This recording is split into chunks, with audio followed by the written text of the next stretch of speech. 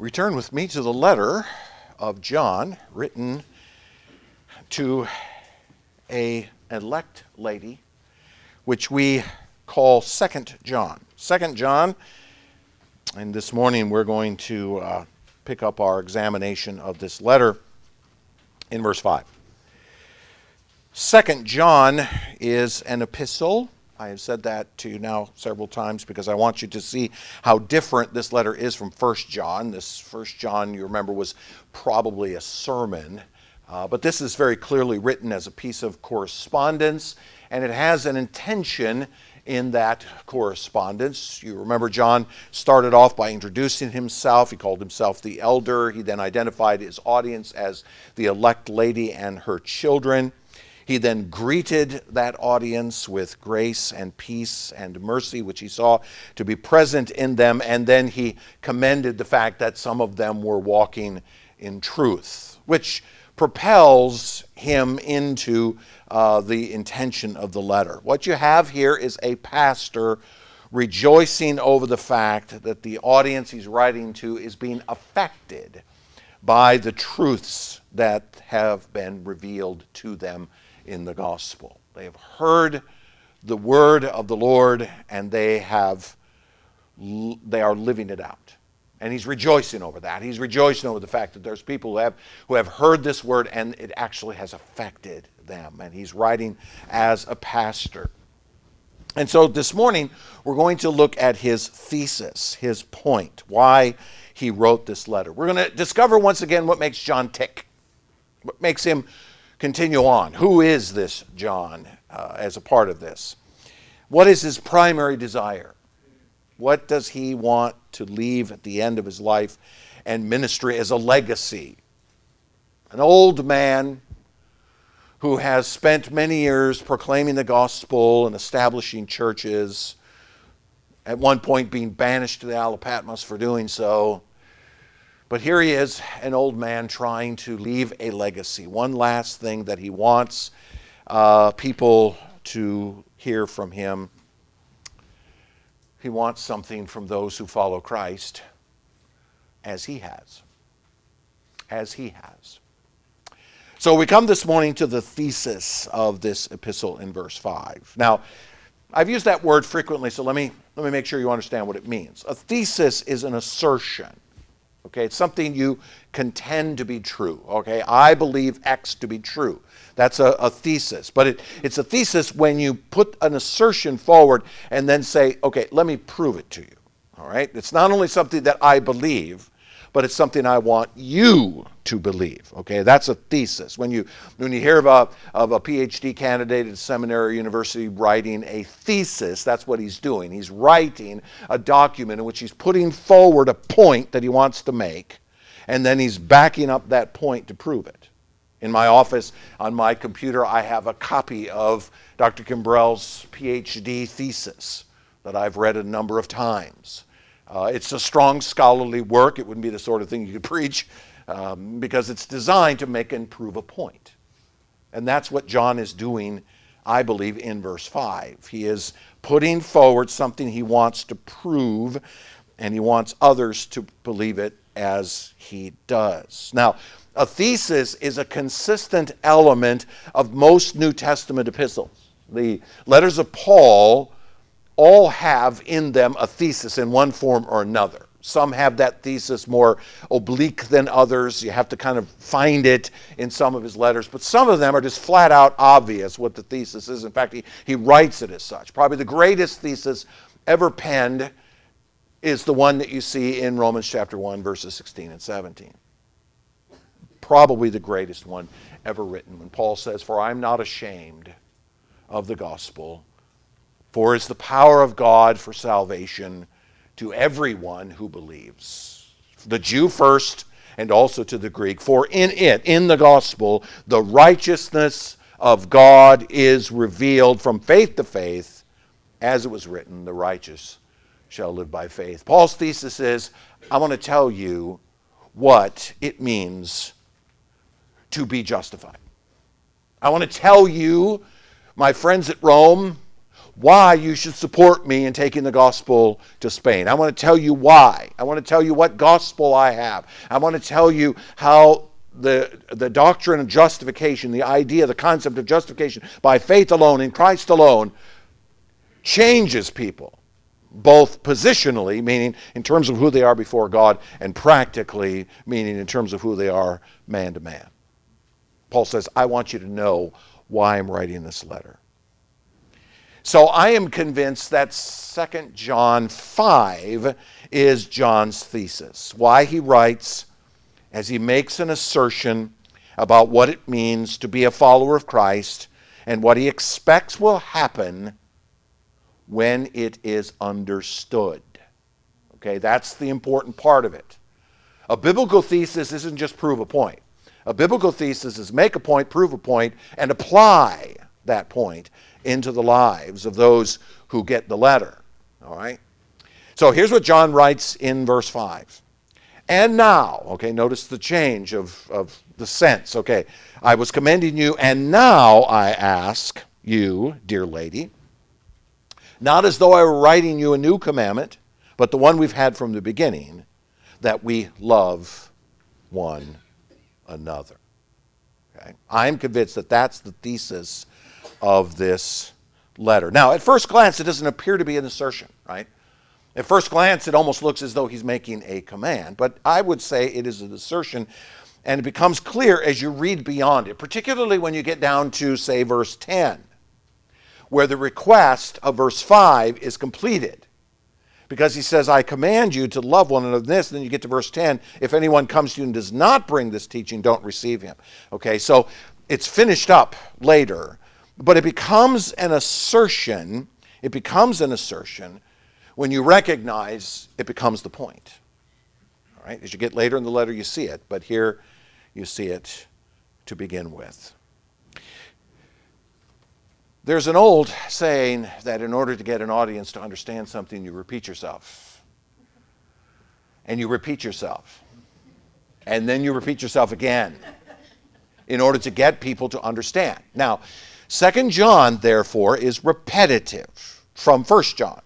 There's much that is said in this letter that is very repetitive from what we read in the earlier letter. In fact, if you look right here in verse 5, these words that I just read to you are eerily similar to both 1 John 2:7 and 1 John 3:11. Quote, Beloved, I am writing you no new commandment, but an old commandment that you had from the beginning. For this is the message you have heard from the beginning, that we should love one another. In other words, this is simply a compact version of what John asserts in 1 John in much longer language. He just simply packs it into a smaller space. And there's another adage that goes beyond what I said earlier. Repetition is actually a good thing because it's how we learn. It's how we learn, right? Moms, you teach your kids by repetition. And every kid's going, yeah, I know.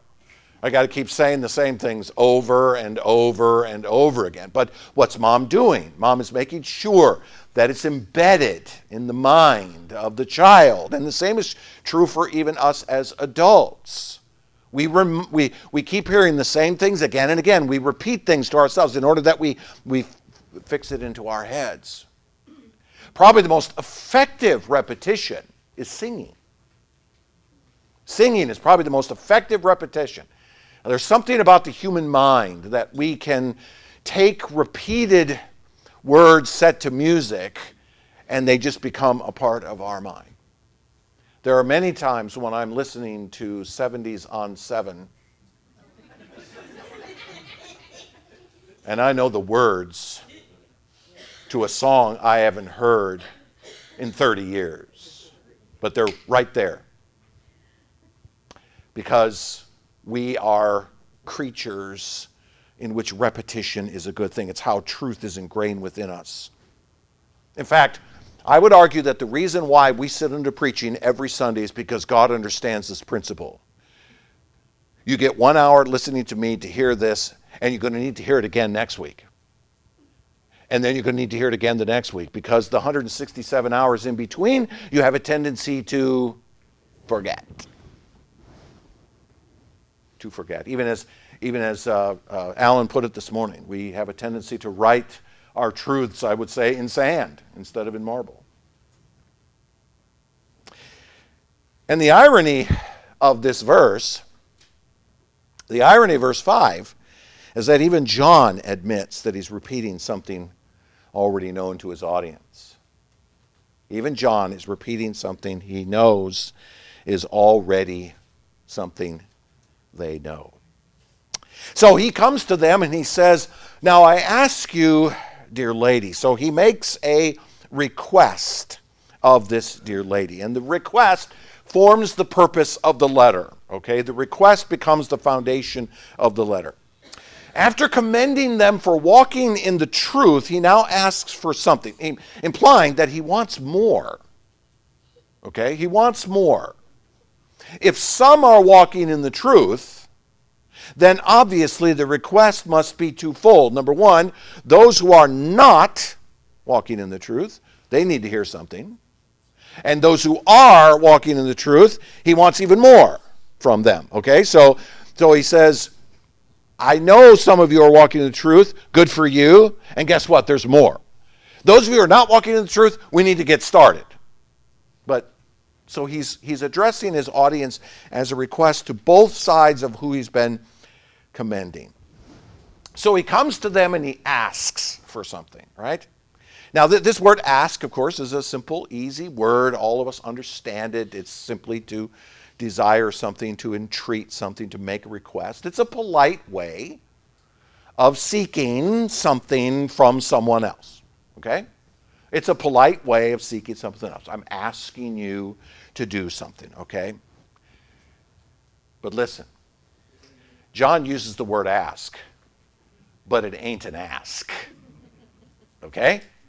It ain't an ask. It's a command. It's a command. In fact, you will notice in the very next phrase, John calls it a commandment, right?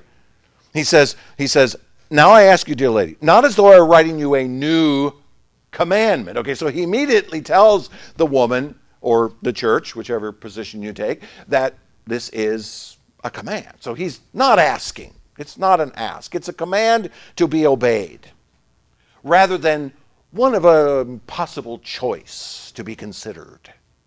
Because he's not going to the audience there and saying, well, I'm going to put before you a possible idea and you guys bat it around and see what you think. Take a vote and see how many of you think you should go along with it.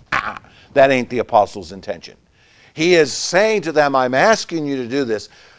And I think what he's really saying is, I'm asking you under my apostolic authority to do what I'm commanding you to do. I think he's just being polite. You might say it's a pastoral approach, right? It's a pastoral approach, a pastoral sense. He's asking, quote unquote, the dear leader to do something out of a sense of gentleness towards her, but it is clear that he means for her to do it, period.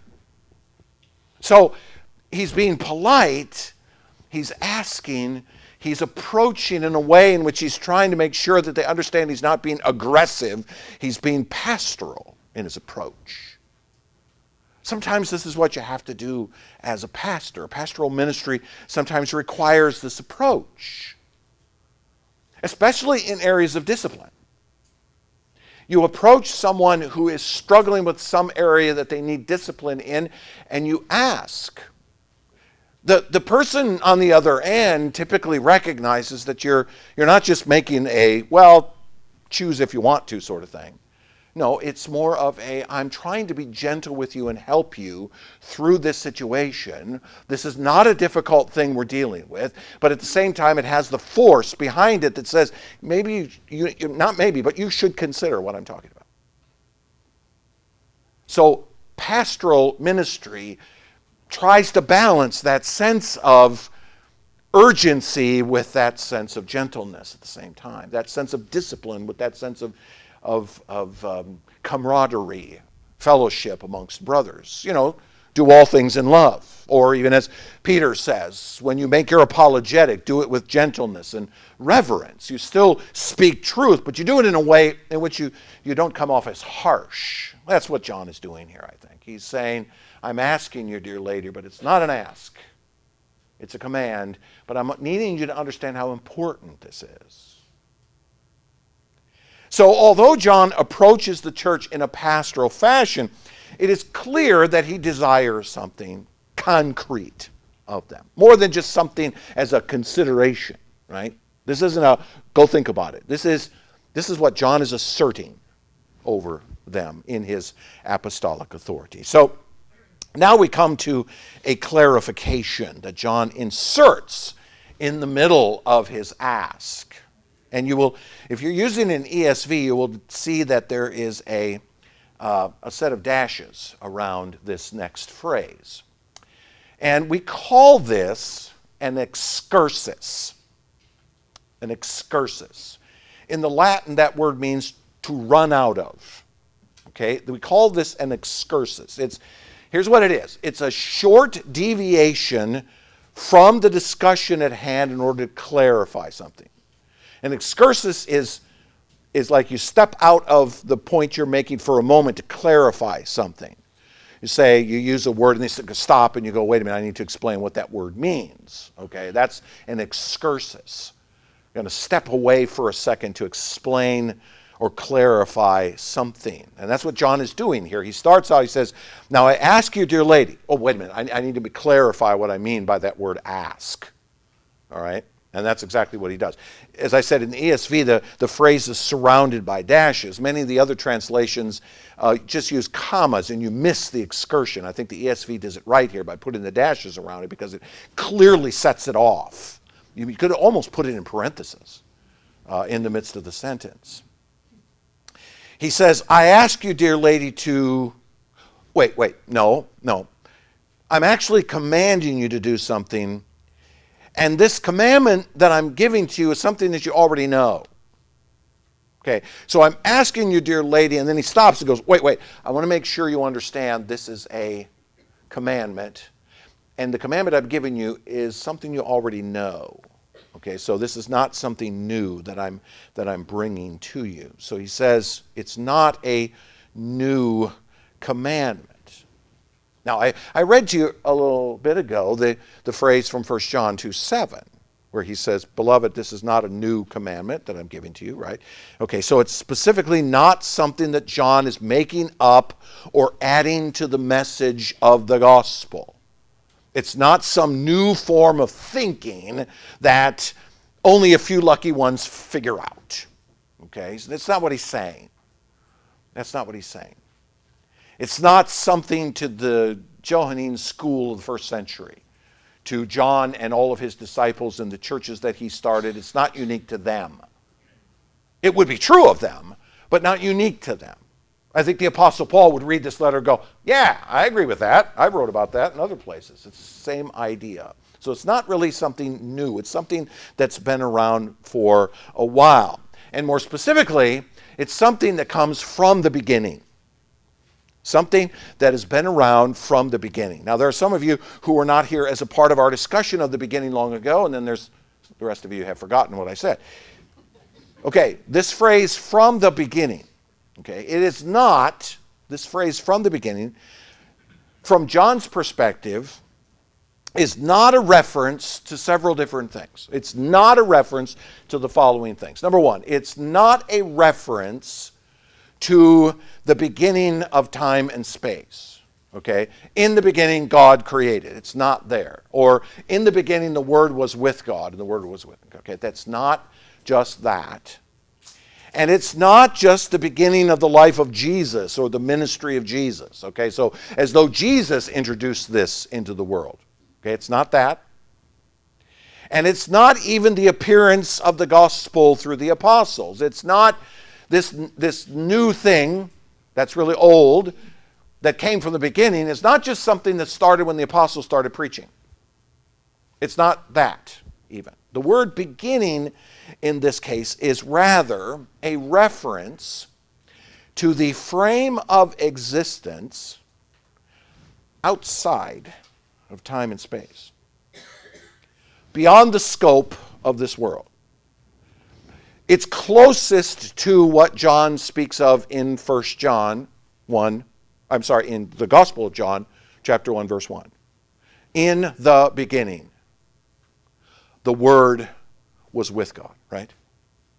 The Word was with God and the Word was God. When was that? Before anything existed. Before humanity was around. Before the earth was laid. God was God in eternity past. That's beyond our time frame, isn't it? Because we can't really understand the concept of a time when there was no time, which, you notice how anthropomorphic I have to be in my language. I have to use language that human beings can, time before time. What is that? It's actually an oxymoron, technically. There was a time before time when God was God. That's what John is referring to.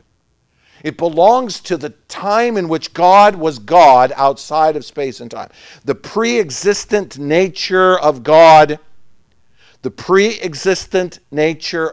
who he was, that becomes common to us. That becomes common to us. Becomes a part of what we are by virtue of being formed in his image. God was, and then God created. God formed man. What did God do when he formed man? He breathed into the pile of dust, and the pile of dust became a living being. And what God communicated out of himself into that pile of dust was what John is referring to here. This has been true of the human race from its first formation in the garden. When Adam was formed from the dust of the ground, God put into the human race this thing that John is talking about. This is what he means when he says that this is not a new commandment, but one that we've had from the beginning. From the beginning of being formed as human beings, from the very beginning of God taking his communicable attributes and putting it into a man, from that moment all the way back there, this has been true. This has been true. Given that God communicated his own nature to man, the commandment from the beginning is the eternal reality of what it means to be human. To be human. That's what he's talking about here. Now, I fleshed all of that out in 1 John when we were in 1 John. Okay, so if you want to go back for a deeper analysis, go back to my series from 1 John and look at that, because that's what he's talking about. We are created in God's image. We possess certain traits that are divinely inspired. Now, we've talked about this many times before, haven't we? We have the ability to think rationally. Animals don't. We do. We have the ability to speak. We have the ability to take complex concepts in our minds and turn them into language, both written and verbal. That's a divinely given thing as a part of the Imago Dei. And we can list many, many more on top of that, which set us apart. I'll give you a perfect example that I've thought of many times. Just at this particular moment, it popped into my head. Okay? And the reason is because I looked over here. Lori can sit at that thing, a box full of metal and wires and keys, and make melody from it, make music from it. Name me another creature on this planet that can do that. Music, and the ability to create music, the ability to think musically, even as I said earlier, putting words to song, is part of the Imago Dei. It's part of what it means to be created in the image of God. I'm looking forward to seeing what kind of music there will be in the eternal kingdom of Christ. If Lori can play beautifully now, imagine what she's going to be able to do with a glorified body. Okay? So, this is what we are. We are creatures that possess divinely inspired attributes, formed, more specifically, formed with an inherent desire for relationship. One of the unique characteristics of humanity is that we desire relationship. Human beings do not like to be alone. In fact, what did God say to himself about the man in the garden? It is not good for him to be alone.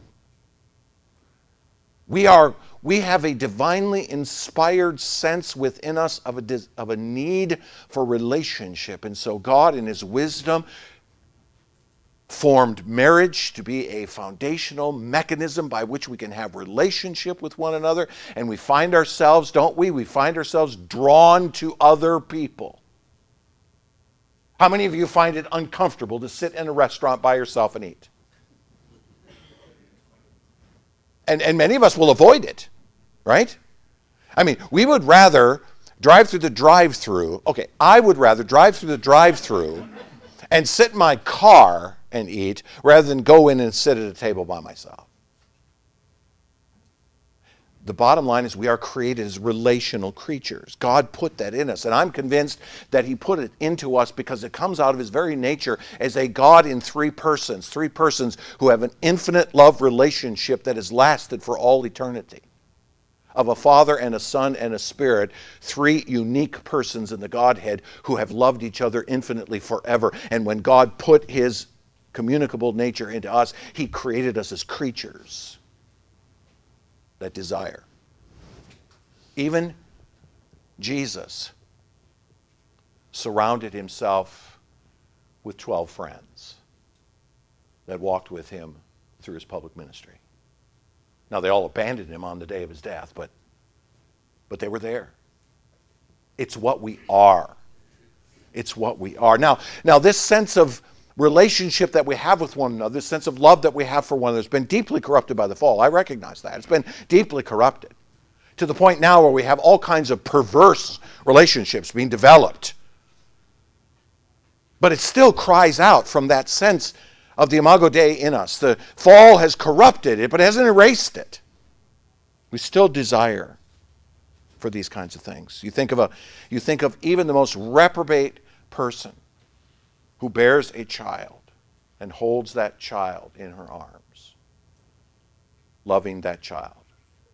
A woman who hates everything else about God, but yet holds a child in her arms. There's something natural. We call it a mother's love, right? And we chalk it off to some sort of evolutionary connection thing. It comes out of our relationship. It comes out of that nature within us that God has given to us to have connections. So it's an old commandment. It's been around from the beginning of the human race. But it is at the same time a new commandment. Now, John doesn't say that here. John focuses specifically on the old side of it. But in 1 John, he speaks of it as a new commandment. A new commandment. And he speaks of it in the sense that it is new because it is now manifestly visible and possible to live out. It is now here, and we can live it out. There's a reason why John writes these letters, because he believes that it is possible to live out what God originally intended for us to be in relation to one another. Before sin came and messed everything up, God intended for us to have relationship with one another. And it becomes new because we, who have been born again by the Spirit of God, are actually now able to do something that God had purposed from the beginning. It's new in that sense. And you remember in 1 John we learn that, number one, it's new because it's true in Christ. It's true in Christ. The incarnation of the Son, the entry of the Son of God into this world manifested the fullness of what it means to be human. The Son of God comes and he demonstrates to us what humanity is supposed to look like, and he loves his own in a way that no one ever has. And then John goes on to say it's also true in us. It's true in you, he says. Because the regenerative work of the Spirit makes it possible for us to live out the original design for humanity in ways not remotely possible amongst the reprobate, amongst the unregenerate. So the little excursus that we see here in John, this little clarifying phrase, is simply him clarifying for the elect lady that what he's asking from her is that she do what she's always been commanded to do. He said that this is an old commandment. I'm just reminding you of something you've known from the beginning. Okay, I'm asking you, but I'm not really asking you. I'm simply asking you, I'm commanding you to do what you know you should do because it's been a part of you from the beginning. It's now something that's manifestly possible in you, okay? So what's his ask? His ask is that we love one another. Now again, I read the words from 1 John 3:11 earlier about the fact that indeed God has commanded us to love one another. It was the essence of 1 John. It becomes again the essence of 2 John. Now this word love, of course, let's repeat again. Remember, repetition is a good thing. Okay. So let's repeat again what we're talking about here. We're talking about a form of love. It's called agape love in the New Testament. It is a kind of love that characterizes God himself. Okay, we'll start there. And I defined it this way. I defined it as the preordained connection and commitment of God. It is a word that describes who God is. Okay, not what he does. Okay, keep that out of your mind for a second. It's who he is. At his very nature. When 1 John tells us God is love, it's not a reference to what he's done. It's a reference to his nature. God is a God who has a nature, an ontological nature. Yes, I got the word in there. He is ontologically love itself. His nature is one of being one of love.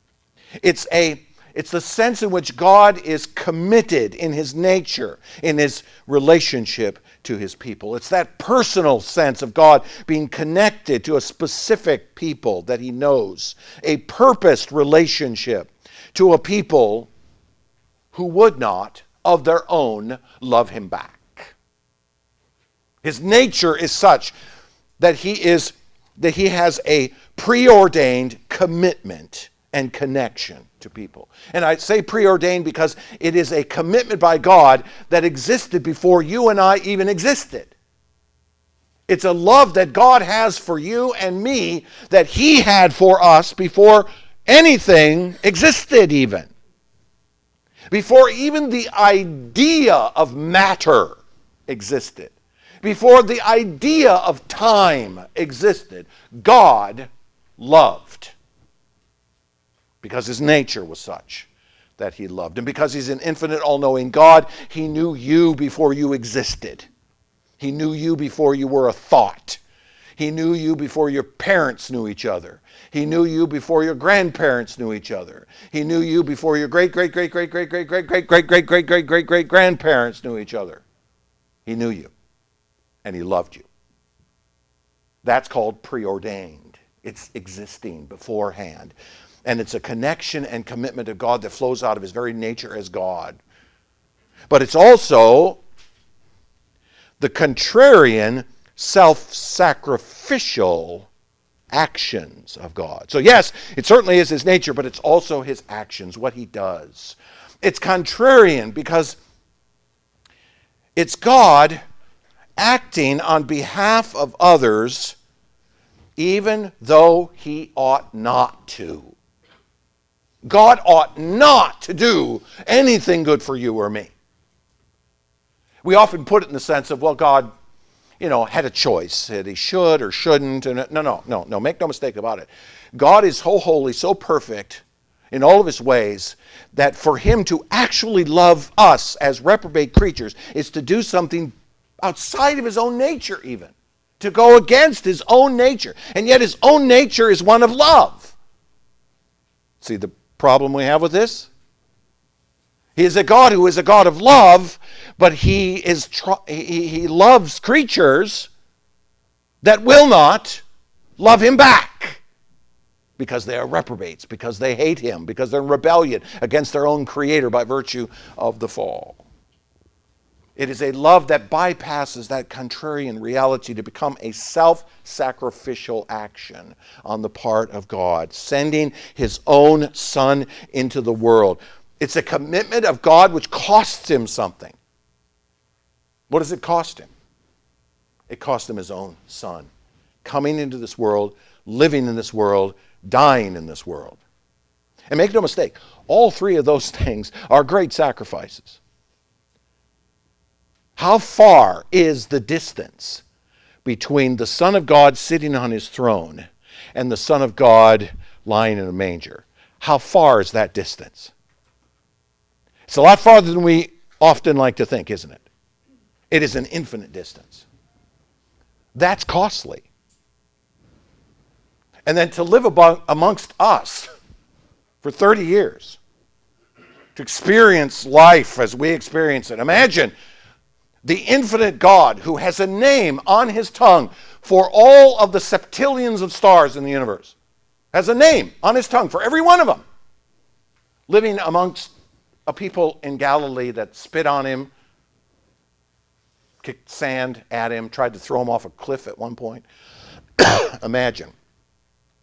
That's quite a distance, isn't it? It's a commitment of God that costs him something. So in this case, what John is saying is that it means to be called by the Father to commit ourselves and be self-sacrificial towards others, imitating the love of God for us, exhibited towards us in Christ Jesus outward to all others. That's what he means when he says that we love one another. It means that we do what God does. That we love. That we commit ourselves, even to people don't particularly like. Sometimes, you know. People don't like you back sometimes, right? It's that sense of commitment that's characterized by the very nature of God, in which he acts against his own nature, contrarianly speaking, to sacrifice himself. That's what real love is. And again, at the risk of being hyperbolic, it's not some emotional attachment. It's not just some emotional attachment.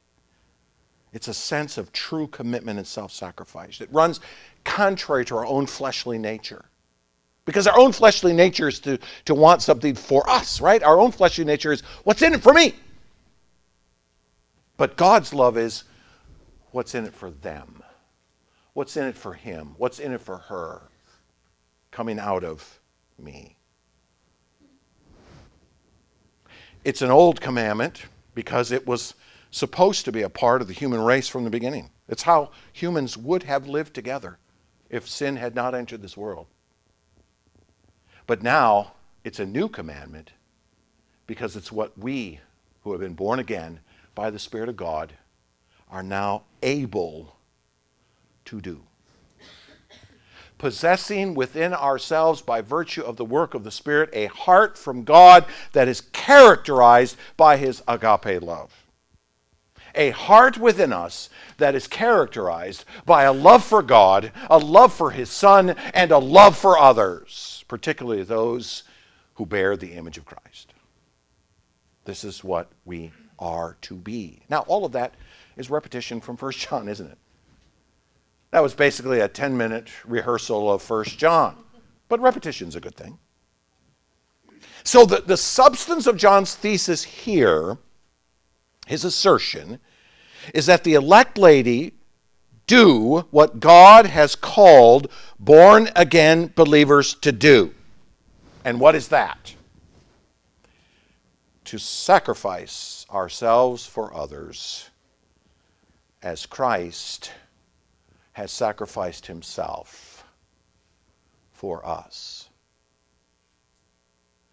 When Jesus Christ came into the world, he came to do the greatest act of obedience in the history of humanity. He came to do what he and his Father had agreed to do before the foundations of the world. And he did so out of utter self-sacrificial love.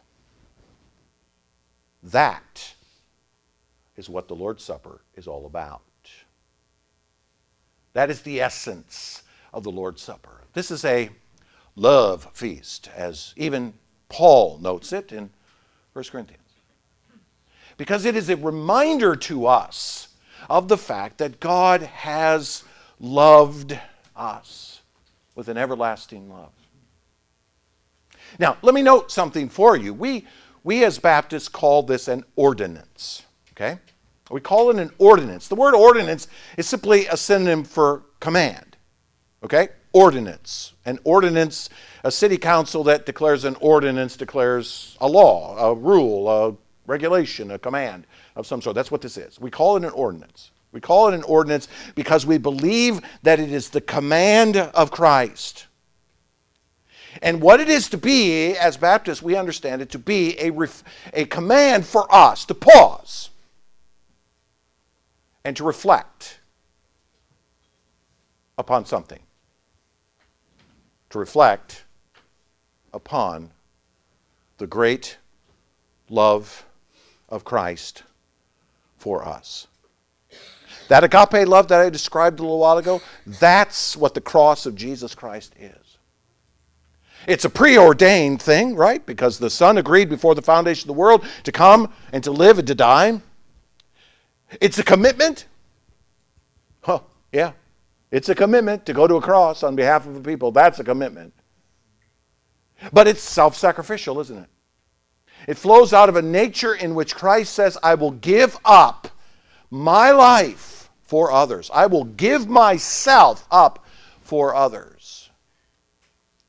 And he does so even for those who would not, left to themselves, love him back. He goes to a cross 2,000 years before any of us were born, and he dies for a people who would be born as rebels and would go through their lives as rebels until his Spirit would come and draw them to him. Did we love Jesus before he came to us? No. No, we actually hated him. We despised him. As I said last week, we'll have Jesus everywhere except on a throne. We despised him. And yet he went to the cross, was nailed there, and he knew you by name on that cross and gave himself willingly for you. That's what we do in this ordinance. We come to reflect upon his great love for us. The other ordinance, of course, is the ordinance of baptism, a command for those who have been born again by the Spirit of God to come and stand before the world and testify that indeed, yes, they have been made new in the waters of baptism. They have been made new by the regenerative work, I should say, of the Spirit of God. The waters simply demonstrate what has already taken place. It's a command for them to go into the pool and to reflect upon what he did for them in regeneration. We come to the table to reflect upon what he did for us on the cross. You see, we reflect upon his love, of him giving us his life and shedding his blood so that we could be redeemed by him. And even more than that, I'll take it even one step further. We come to this table and we eat of these elements to remember what it is that Christ did. But when we come and we put that bread upon our tongue, when we put that cup to our lips, we say, it is finished. He did it. He did it. We don't come to this table believing that eating from this table has any effect upon our redemption. Because if that's true, then what he did 2,000 years ago wasn't actually finished. Because apparently it took your actions to come to the table to finish it. No, no, no. We believe as Baptists, from a historical confessional perspective, that those who come to this table, and they eat and they drink, and when they do so, they say, Christ and Christ alone finished my redemption. And we come simply to celebrate that infinite love from him. You see? No, I'm sorry. I disagree with my fellow brothers and sisters in Christ who call this a sacrament and believe there's something coming out of this table to us. What's coming out of this table for us is a reminder to us of the great love of God for us. And a reminder then, too, if we might extend the analogy as we see it here in 2 John, that when we come to this table, not only do we see the love of Christ for us, but it's a reminder to us that we must also love others in the way that he has loved us. It is a testimony to come to the table and to say, yeah, I get it. I get it. He fulfilled the greatest act of obedience in human history by going to that cross. And we come to this table, we say, and we will fulfill our responsibility as those who will love others. We will also be obedient.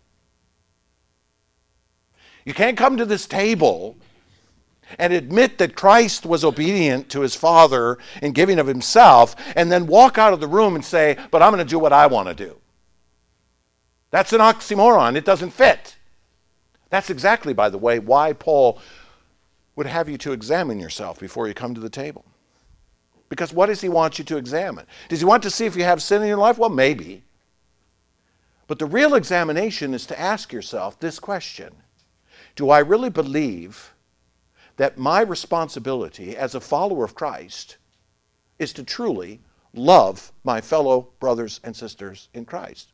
To self-sacrifice myself over them, just as he self-sacrificed himself over me. Do I really believe that?